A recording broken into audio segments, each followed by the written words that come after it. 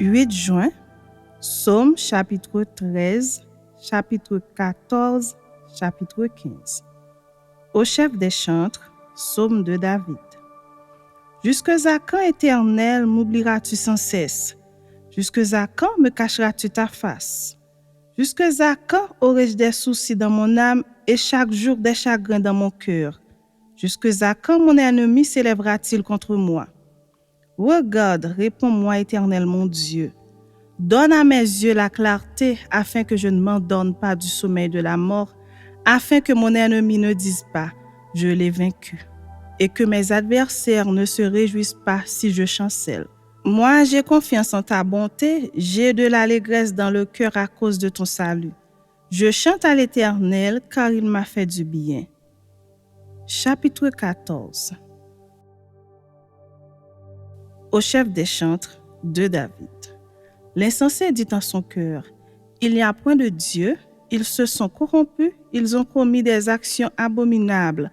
Il n'en est aucun qui fasse le bien. L'Éternel, du haut des cieux, regarde les fils de l'homme pour voir s'il y a quelqu'un qui soit intelligent, qui cherche Dieu. Tous sont égarés, tous sont pervertis.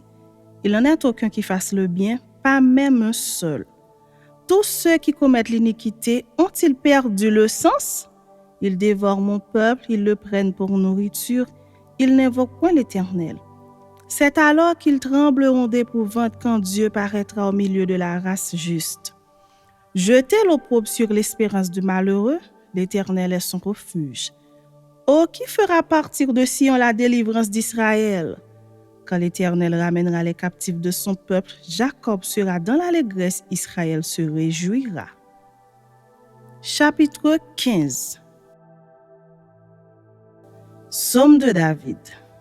Ô Éternel, qui séjournera dans ta tente? Qui demeurera sur ta montagne sainte? Celui qui marche dans l'intégrité, qui pratique la justice et qui dit la vérité selon son cœur. Il ne calomnie point avec sa langue, il ne fait point de mal à son semblable et il ne jette point l'opprobre sur son prochain. Il regarde avec dédain celui qui est méprisable, mais il honore ceux qui craignent l'Éternel. Il ne se rétracte point s'il fait un serment à son préjudice.